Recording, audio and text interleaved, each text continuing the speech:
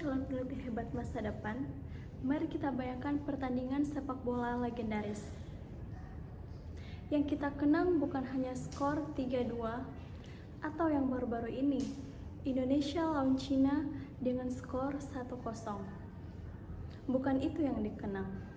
Yang kita kenang adalah dramanya, seperti bagaimana sang kapten membakar semangat tim saat tertinggal, strategi pelatih yang tiba-tiba mengubah jalannya permainan di babak kedua, atau gol indah dari tendangan penalti yang membuat seluruh stadion bergemuruh. Papan skor memang penting, tapi cerita di baliknya, itulah yang membuat pertandingan hidup, penuh makna, dan selalu layak dikenang. Nah, rekan-rekan sekalian, dalam dunia riset akuntansi di Indonesia, seringkali kita terlalu fokus pada papan skor. Kita terpaku pada angka-angka seperti rasio profitabilitas, tingkat utang, dan laba bersih. Tapi, apakah angka-angka itu sudah menceritakan segalanya? Saya yakin jawabannya belum tentu. Hari ini, pada pidato kali ini, saya ingin mengajak kita semua untuk tidak hanya menjadi pencetak skor, tapi juga memahami cerita di baliknya.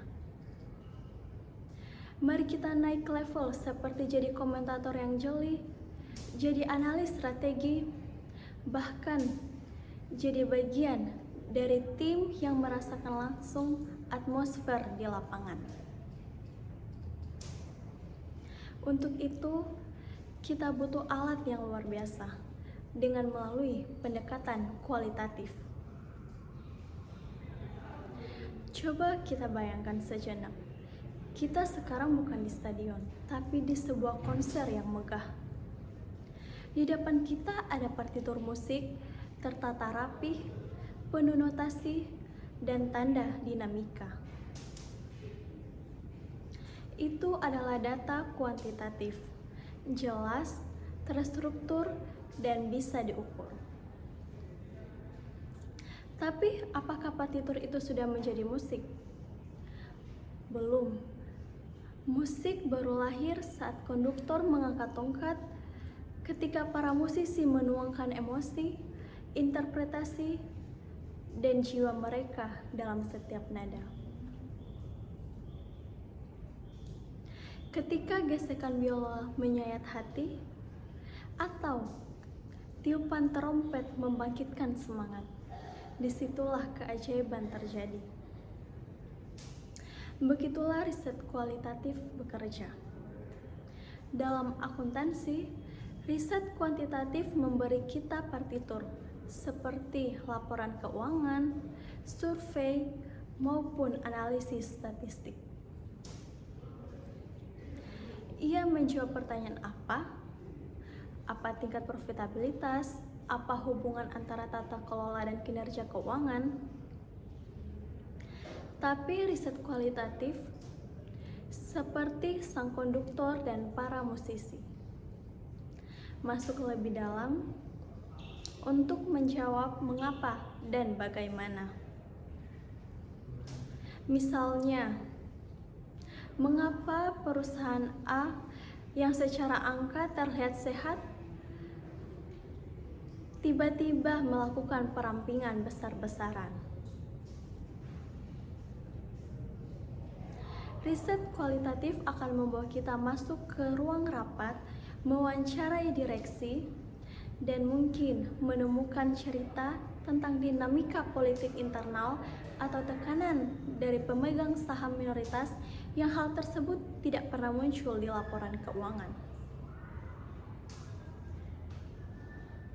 Kemudian bagaimana sebuah UMKM di pelosok Jawa Tengah yang pencatatannya masih sederhana bisa bertahan dan berkembang dari generasi ke generasi?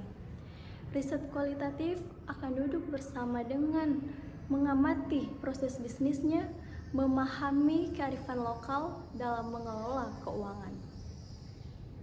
yang didasari kepercayaan dan relasi sosial, bukan sekedar debit dan kredit. Konteks Indonesia itu unik. Seperti sebuah komposisi musik yang rumit, ada gamelan, dangdut, dan pop, semua berpadu dalam harmoni yang khas.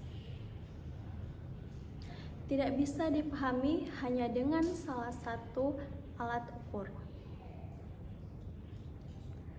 Misalnya, budaya musyawarah mufakat bisa jadi lebih menentukan keputusan investasi daripada model NPV yang lebih canggih. Konsep kekeluargaan dalam perusahaan bisa menciptakan loyalitas, tetapi juga membuka celah nepotisme. Bagaimana kita mengukur rasa kekeluargaan dengan angka? Tidak bisa. Kita harus hadir, melihat, mendengar, dan merasakan langsung. Mungkin ada yang berpikir, riset kualitatif terlalu subjektif. Sampelnya kecil dan tidak bisa digeneralisasi. Tapi, coba kembali ke analogi sepak bola tadi. Apakah kita harus menonton 1000 pertandingan untuk belajar tentang keajaiban kepemimpinan? Tidak perlu. Cukup satu pertandingan legendaris, kita bisa mengambil pelajaran universal tentang semangat dan pantang menyerah. Mendalami satu kasus yang kaya bisa jauh lebih bermakna daripada sekedar mengumpulkan data dari ribuan sampel. Riset kualitatif dan kuantitatif bukanlah lawan, melainkan duet yang saling melengkapi. Angka memberi kerangka, narasi memberi jiwa. Rekan-rekan calon peneliti hebat masa depan, sudah saatnya riset akuntansi di Indonesia tidak hanya menghasilkan papan skor yang dingin. Sudah saatnya kita tidak hanya membaca partitur, mari kita berani menjadi konduktor, mengangkat tongkat, masuk lebih dalam, dan mendengarkan simfoni yang dimainkan di setiap perusahaan, di setiap unit bisnis, di setiap UMKM di negeri ini.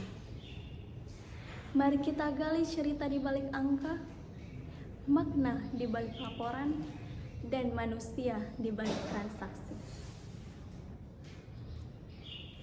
Dengan memadukan kekuatan angka kuantitatif dan kekayaan narasi kualitatif, kita tidak hanya menghasilkan riset yang relevan secara akademis, tapi juga pemahaman yang utuh yang bisa benar-benar berkontribusi pada praktik bisnis dan kebijakan yang lebih baik, yang lebih Indonesia. Mari bersama-sama menciptakan orkestrasi riset akuntansi di Indonesia yang bukan hanya cerdas secara angka, tapi juga kaya makna dan mengugah jiwa. Terima kasih.